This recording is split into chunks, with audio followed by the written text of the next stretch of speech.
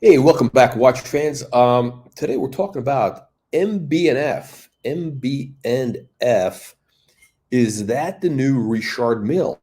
Um, it got me thinking. I was driving up the 101 in California, up right by Silicon Valley. I was And listen, the great thing about California is you got these beautiful drives. Well, ideally, you want to go up the PCH, the from LA to San Francisco, passing through Big Sur. That's the ideal one. But anyway, 101 is okay. And I was driving up to San Francisco, had a nice road trip last week. I was going to San Francisco, and right as I'm heading up towards I don't know, is it like Redwood City, whatever? Like, I'm basically the heart of Silicon Valley. Anybody that's driven up there, you see all these billboards on the 101. They're all like billboards advertising like AI, biotech. I mean, you do feel like you're in a completely different world. I mean, it's totally different. It's very interesting. It's a very interesting environment. Even though you're just on that highway, but you feel like you're kind of in the center of where things are happening. It's kind of quite interesting. I mean, the highway itself is quite banal. But anyway, I'm driving up the road there, and you got all these billboards for AI services, for some biotech, this or that, and then I see a billboard for MB&F, which is crazy. I was actually shocked.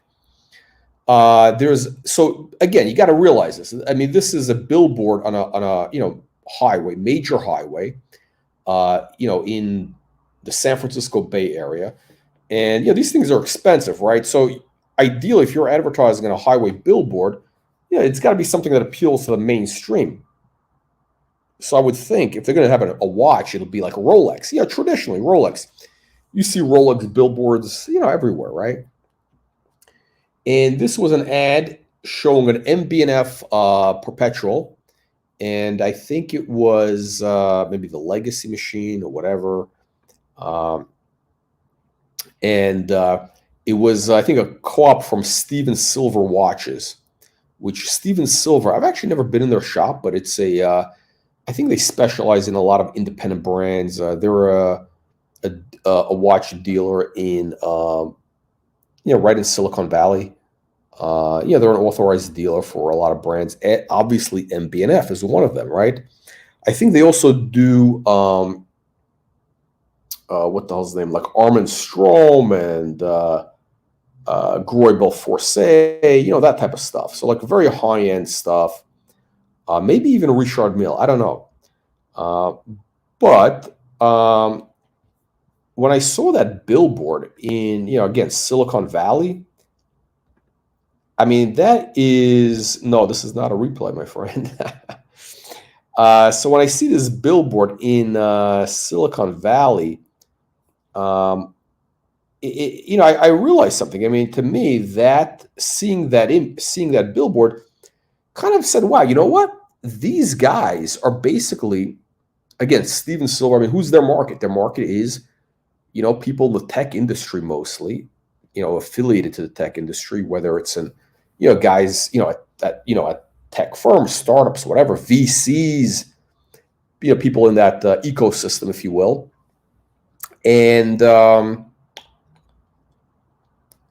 Normally, again, traditionally, these guys would have been buying, I don't know, Rolex, whatever. And, they're not really, I wouldn't say these guys are style, trendsetters.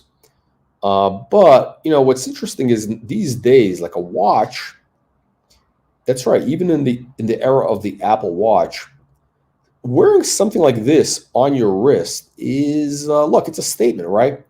And the thing with Silicon Valley, the tech industry, it's really no different than any other industry, whether it's Hollywood, whether it's Wall Street, whatever, right? Fashion industry, music industry, I don't know, the military industrial complex, the military. Okay, every place has its kind of hierarchy of status, right? And what is the watch you wear to get the status? Okay, I know it sounds shallow, but it's true. Even these guys who claim to be like very non-materialistic, even these military guys, the Sean Ryans of the world, the Sean Ryan guy that's on YouTube, and all these guys, these military guys, the Navy SEALs and all that.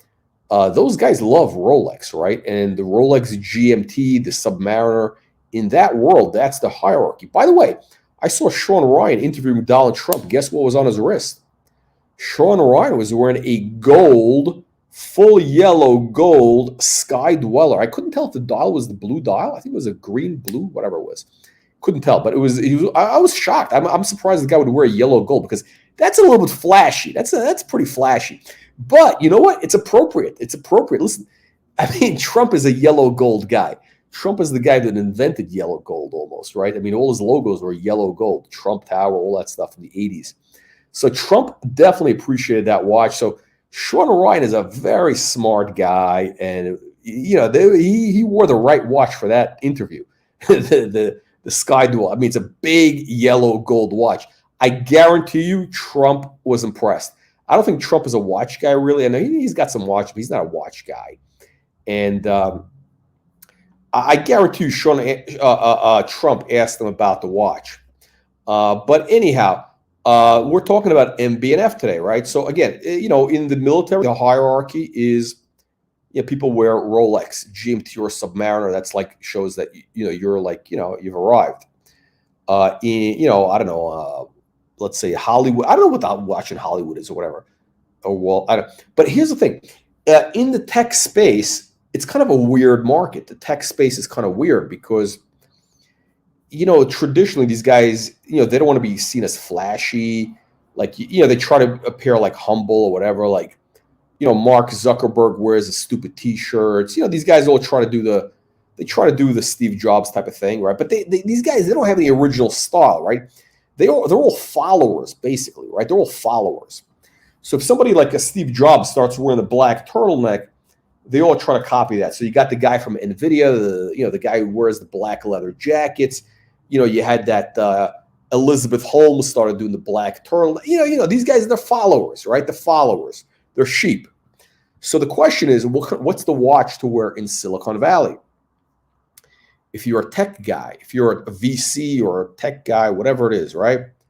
I think it has to be an independent watch. You can't do Rolex because Rolex is too obvious. It's too traditional. Rolex is it's like your grandfather's watch. Definitely not Patek. Definitely not a Nautilus. Definitely not Aquanaut. You want something which is very high tech. It helps if it's expensive, right? It's got to be exclusive, and it's got to scream innovation. And the only watch that does that, I really believe, is either Richard Mille or MB&F. Okay, MB&F. We get the perpetual calendar here, and I think that was the watch that was on the billboard. And it's definitely not FP Journe, okay? I mean, I'll tell you what, if I met a guy running a startup or something, or I don't know, tech guy, wore an FP Journe watch, I would, to me, that says, okay, the guy's, done. He's basically, I mean, FP Journe is, I know he's innovative, right? But this is very traditional. It doesn't tell me that you're an innovator. You think outside the box. This, to me, okay, this is going in the right direction. Yeah, this is going in okay. Yeah, this is definitely in the right direction.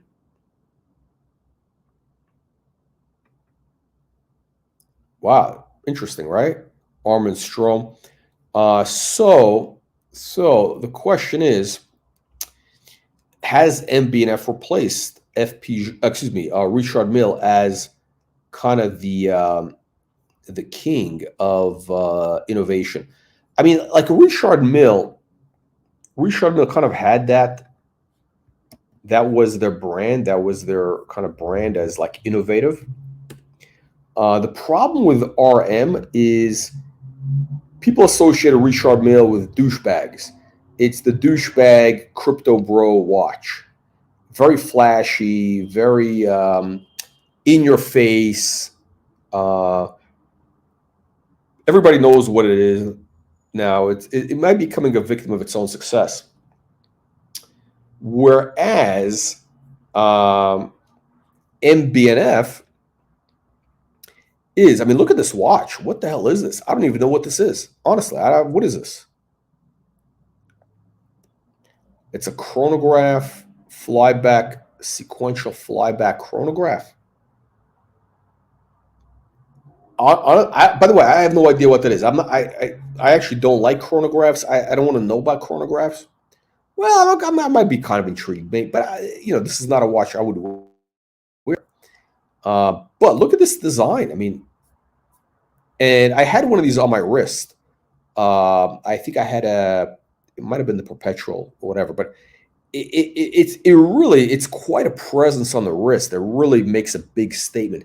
It's a very big watch on the wrist. I think it's like 42 millimeter, and it's kind of in your face. Now, they also do these weird watches, which I think are ugly and disgusting. The Mad One or whatever. I don't get it. Listen, I'm a fan of the brand in a way, but some of their stuff is a little too out there for me. The thing, though, is that I think what we're seeing happening now is that that billboard I saw in Silicon Valley made me realize that this is the watch that you wear if you're kind of like a guy running a unicorn startup. Like you got a unicorn startup that's may have $1 billion valuation. Maybe you can pull out some cash and borrow against your shares or whatever. Sell some on the secondary market. You pull out some cash, and what do you buy? You buy an MB&F. Why? Because nobody knows what that watch is unless people who really know. Nobody knows it's $100,000 watch, right? Plus. The only people who know it's a six-figure watch are people who know watches, right? It doesn't look like people. It doesn't look like an Audemars Piguet, a Royal Oak, any of that stuff. Nobody knows what this is except for the people who know. But at the same time, if you're like some random tech guy and you see your boss wearing this watch or whatever, you say, wow, that's a pretty cool watch. Like, what the hell is that? I mean, that really is. And, people who are in technology, they like this type of stuff. They like engineering, innovation. They do appreciate it. So you wear a watch like this, and, you're going to get respect versus, scowls. Now look at this. Wow. I don't know. That's pretty nice. Wow, look at that. You got a rubber strap. It comes in this crazy case. By the way, I have an MB&F. I got the Rocket MB&F. Loop system MB&F on my desk. I mean, you could just look at this watch for hours. I mean, you're getting a lot of entertainment value from this watch. The Keystone, that's the guys from Loop This. By the way, Loop This, you're on the blacklist. We're not reviewing any of your auctions anymore. Bunch of fucking deadbeats. Don't return calls, emails. Eric Koo, whatever his name is. Go fuck yourself, Eric Koo. Hang on, what is his name? I'll tell you what his name is. What is this prick's name? Eric Koo, whatever. I don't know. Whatever. And the other guy, whatever. Fuck them where they breathe, okay? Let's talk about this. Yeah, why are we promoting those guys? Okay, so we got MB&F perpetual calendar, and look at the variety you get. You get these nice colors, right? So, I mean, this is a very commercial. Now, what are the prices like? They're not cheap. These things are not cheap. They are pricey. All right, what are we talking? The Legacy machine. Wow.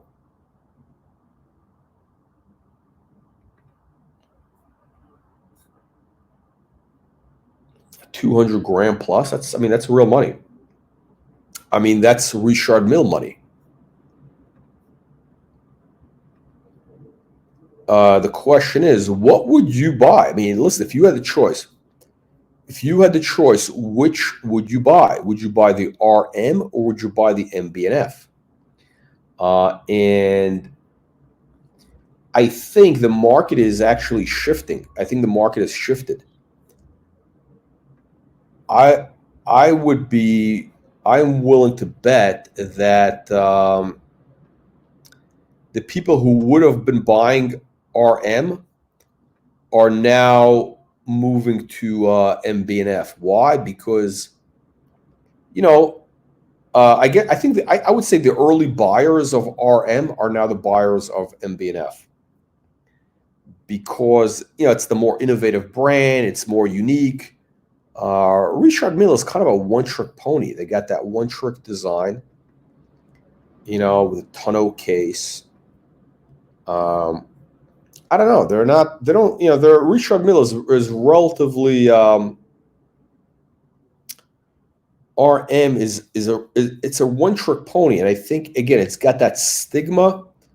Again, it's very bad for a brand when you develop a stigma of being associated with a certain demographic, right?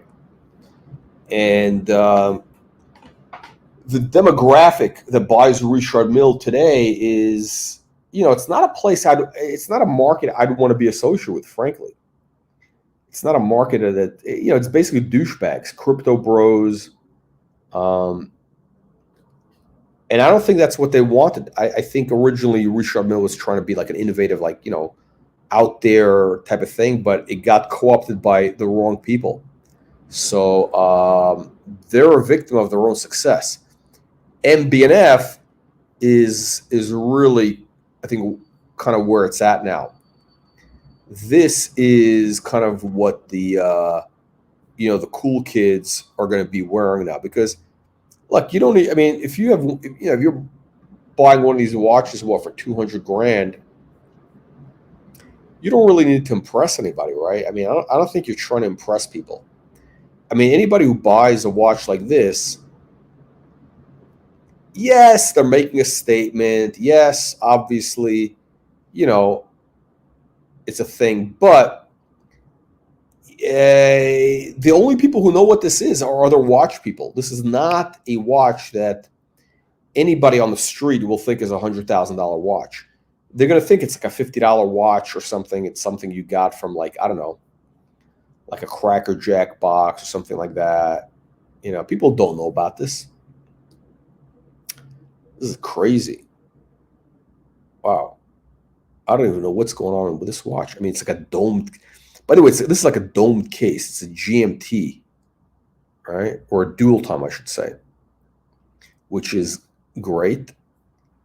Let's take a look at this. Wow. So that's the problem with the watch, right? The problem is, how do you wear this watch? Look at that dome. It's a massive dome. It's probably like an inch tall. I mean, this is not a watch you wear to be subtle. I mean, you wear this watch, everybody knows that you got something on your wrist. Again, they don't know what it is, and most people will have no idea of the value, which is good, right? Because again, you're running a $1 billion+ tech company. You don't want the lower level employees to know you're wearing a $100,000 watch, because then they're going to ask you for a raise. You know how it goes, right? They're not going to know what that is. But I guarantee you that the investors you meet with, they're going to know what that is. There you go. Look at this crazy stuff. I mean, I don't know. Okay, so the question is, okay, so if you're going to buy a MB&F, what is the watch to get? What is the model to get? Which is the model that is going to have staying power? The one that's going to increase in value, okay? Because that's what this channel is all about. How do you make money with MB&F? Right? I don't know what the answer is. What do you think of this case design? That's a beautiful case design. It's got a little bit of the code 1159. They're all doing this type of thing. a lot of the independents are doing some variation of this type of case shape. And the rubber strap, that's not original. Hugh Blow was doing rubber straps in 1980. They were the first guys doing rubber straps, and they don't get credit for that, actually. But this is, this is interesting. So I don't know. What do you guys think? What if you were to get an MB&F? What would you get? What would your choice be? I would say, again, if it was you're asking me, whoa, this is crazy. I don't think I've ever seen this. This is with it's an MB&F with pave dime. Oh, it's out there. I don't associate the brand with diamonds. Okay, so to me, this is wrong. This is like completely wrong. It goes against the grain of the brand, kind of like kind of what they're known for. And one thing, again, the thing that they do is they do a lot of really interesting innovation. A lot of they experiment a lot. They take a lot of chances. By the way, this is their website. Their website is very basic. I mean, it's not that impressive. Not that impressive at all. Yeah, it's kind of like so they make these clocks. I mean, they take a lot of chances, which is something you need to. I respect that.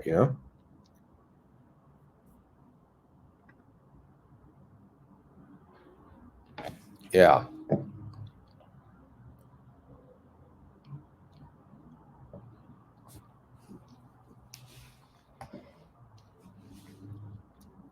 Wow.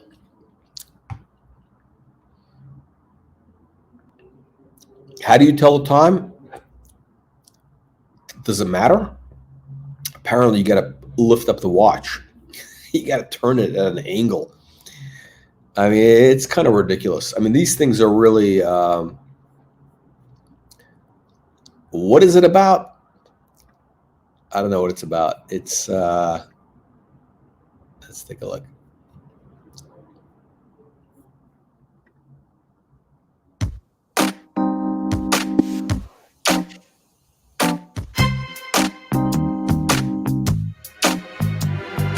I've been creating just for myself for 14 years. And at some point in my life, I realized my only family was my mother, my wife, and my daughter, now 2 daughters. And I realized it's time to get out of my comfort zone. It's time that I create something for a woman. And I realized that I have no idea what a woman wants. And so it was a big ordeal to create something that way. And finally, what really made it is that I stopped thinking, what would they like? And I actually projected on this piece what I love in the women of my life. Okay. Honestly, I can't imagine any woman wearing this watch. I mean, this guy's basically, this guy's clueless. I mean, all respect, the guy's a genius and everything else. But, I mean, this is like, it's very difficult. I think it's very difficult for a man to buy a woman, for most men to buy a woman a gift that she will actually like, a present she will like, right? Because, most men have no idea. Listen, I'm talking like, you can't buy your wife or your girlfriend a watch. Generally, 99% of guys who buy their wife or their girlfriend a watch are going to get it wrong because they're thinking of what they like, not what she will wear. Because it's a whole different thing, right? Women are thinking about what looks good on them, right? What clothes they're going to wear. It's a totally different mindset. No woman, I can't imagine any woman wanting to wear this watch. Honestly, this looks like a. I wouldn't even. It's like a Flying T embodies everything. But I would say it's like a nerdy man's. It's no woman will want to wear this watch. I mean, this is a big mistake. I mean, if his wife wears this watch, she's doing it. She doesn't want to hurt his feelings. I mean, most women will want to wear, I don't know, either like a very feminine looking watch like that, or they're going to want to wear like a Rolex Daytona two-tone, which is like, kind of, the Boss Babe watch, something like that. Maybe a Royal Oak. They're not going to wear this. I love in my mother, everything I love in my wife, everything I love in my daughters. It's energy and elegance. We're launching Flying T in a diamond set version. Originally, there's a lot of... So here's one of the problems, right? Like, this is interesting. It's an interesting point, right? The reason why, like, you see a lot of women like wearing a Rolex Daytona now is, yeah. No, the reason you see a lot of women wearing Rolex Daytonas, you see like a lot of MILFs wearing the Daytonas is because, day to day, let's say you're like a mom, right? Or something, right? You kind of, whatever, you're like a boss babe, whatever it is, right? You got kids and whatever, you got your career, your mother, the whole bullshit thing, right? The reality is you want to watch it can take a bit of a beating. Let's say you're changing diapers, you're chasing after little kids, you're cooking, you're driving minivans, I don't know, whatever, you're whatever it is you're doing, right? Yeah, you want the watch is going to take abuse, right? But also you want something that looks good. A Rolex Daytona does that. It's got that like kind of look to it. This is a very delicate watch. You can't debate internally. It's got this dome that's going to get destroyed like, in an afternoon. And you can't wear this you're not going to wear this to the opera, okay? You're not wearing this to a black tie event. You're not wearing, I mean, it's just too bulky. It's too out, Should we with diamonds, without diamonds? Look at this. Diamonds. We're putting it. Massive dome. Come on, no woman is going to wear that, sir. I mean, again, this guy's thinking like like a guy. Oh, I put diamonds on. I put diamonds on it. Women love it. Sorry, why do I have to? Why do I have to explain how women think? I mean, I'm not a woman. What the fuck? But I don't know. Do we have any women watching this?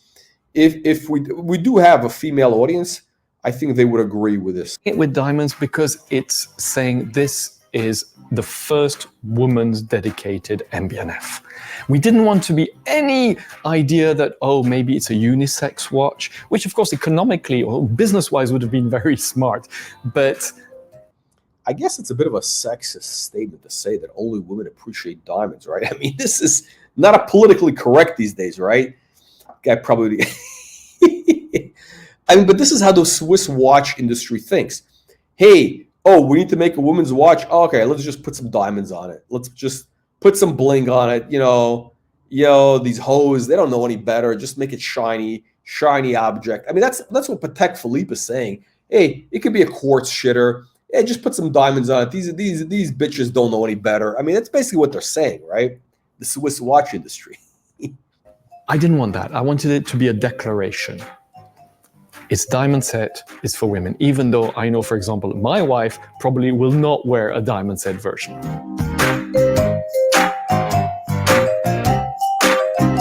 Flying T is an experiment. It's to see if I actually could go down that road, which I was very scared. By the way, here's the thing that's impressive, right? These guys, they take chances, they take risks. That is what's impressive about this brand. Okay, so yeah, I'm giving him a little bit of,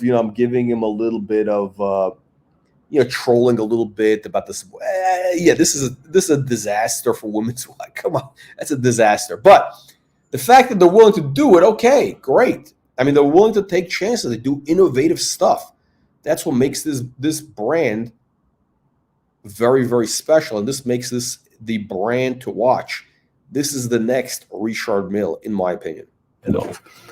And I actually love what we've done. So of course, now that we've created this, we're going to make it live.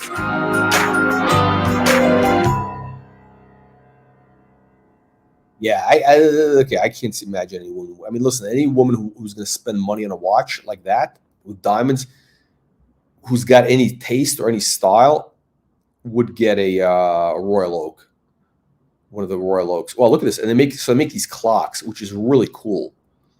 They make these clocks in conjunction with the what do you call it? Lepe. That's the brand. So who else does that? I mean, who else makes crazy clocks like this? Look at this. These are not cheap, by the way. These are pricey. I mean, these guys are really creative geniuses. They got this rocket destination. Oh, I got this. This is what I have on my desk. It's like a giant cock. Look at this. So it's a rocket, and these things open up there, and you put the loop in there. Oh, okay. Oh, they got a video on this?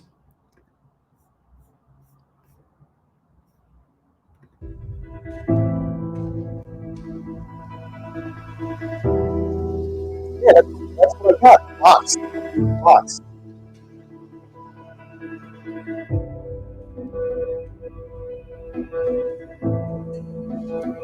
Exactly. Oh, exactly. 100%. Hermes, Cartier, that's what they want. Give them what they want.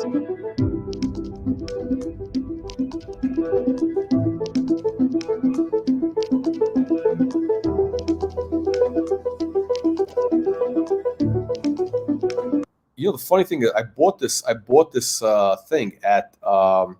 So I bought the rocket at Watches of Switzerland in Vegas at the Wynn, and they give it to you in this black case, right?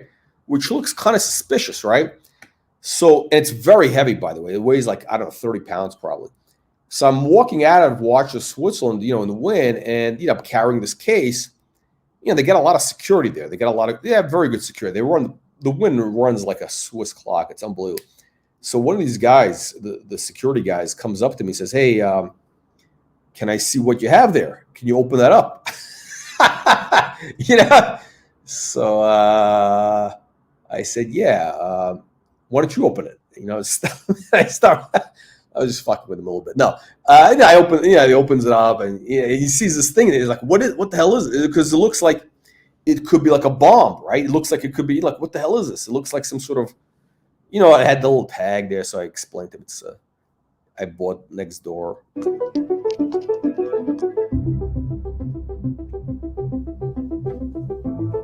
So this costs about $2,000. It's worth every penny, by the way.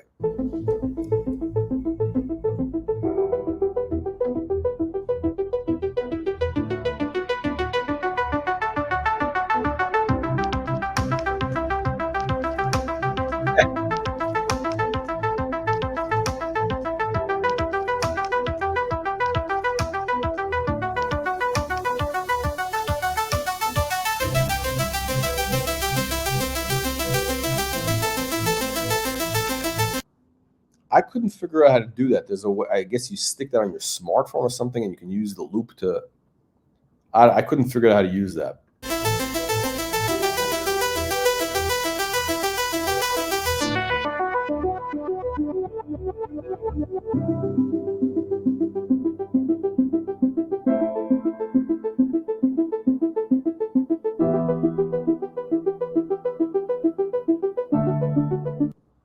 So it's a limited edition, 99.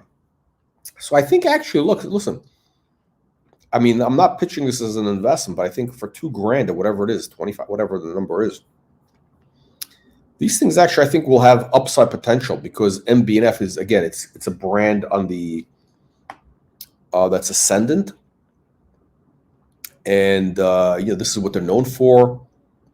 I think it's a good value for $2,000. You're getting, and you get the loops. By the way, those magnifying things are very, very good, and they're actually expensive in their own right. They go for I think $600 or $800 a piece.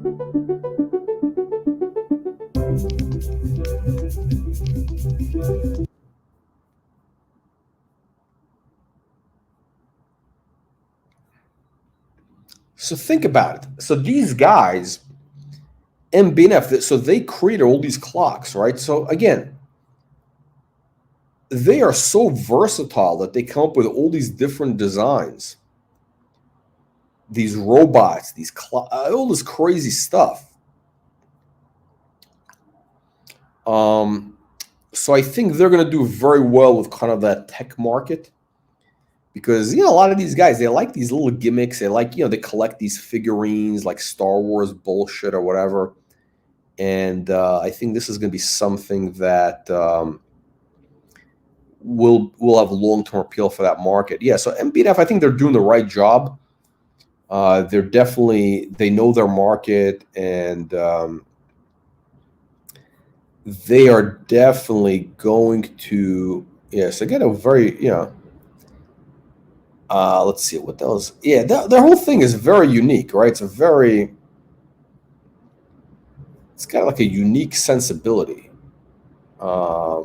Now, would I ever buy an MB&F watch? Absolutely not. I would never buy an MB&F watch. Never. It's just not my thing. But I respect the brand. I mean, I really like what they're doing. It's just not for me. It's kind of like saying, the Ferrari, is a beautiful car. I think the Ferrari makes a beautiful car. I just wouldn't buy one. I don't need to like squeeze into like a little thing and go 300 miles an hour. I'd rather be comfortable and go 300 miles an hour. So let's see here. But this is again, these guys are so much more. What's the word I'm looking for? They are so much more interesting than Richard Mille. I mean, they really have. It's like a real sensibility. It's like a whole different universe. Yeah, look at this. But I mean, if I were to buy a perpetual calendar for $100,000 plus, I would go for a Royal Oak. I would go for a Royal Oak. I wouldn't buy this. Now the question is, will this have staying power? Will this have staying power? I don't know. I mean, I think look, this thing is so out there. It's gonna look. It's gonna, it's not a dated design. The only thing I don't like, to be honest, I don't like the fonts that they use. This is kind of a little bit. The fonts that they have are not. To me, they're not innovative. I mean, the watch is innovation, but why would you use this kind of basic font? I think they're, this is a very basic kind of serif font. Yeah, this is a bad choice. I mean, and by the way, you know what? The font, it makes a difference. I think these guys kind of, they're very engineering oriented. Obviously, they're very engineering focused. The aesthetics, obviously, they're into, but I don't think they're as focused on the aesthetics. And so I think they're missing a big opportunity by not having a unique font, because what you're seeing here over this. Let me see. Let me zoom in. I mean, the fonts that you see here and these numbers and the letters. I mean, this is very basic. I mean, this is not something that I want to see on a $200,000 watch. I don't want to see some basic fonts. I want to see something innovative, maybe even customized. Sans serif. I don't know. These are very, that turns me off, to be honest. So,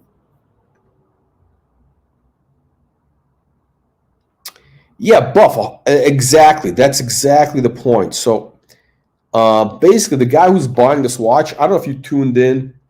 I don't know if you tuned in when I opened the show, but I was saying the thing that got me really thinking about MB&F was last week I was, in Silicon Valley. I'm driving up the 101, and they got all these billboards, for different stuff there, AI, biotech stuff, and there's usually a billboard for like Rolex, and This one was, and this one had an MB&F watch on it, had the MB&F perpetual calendar on it, which is shocking.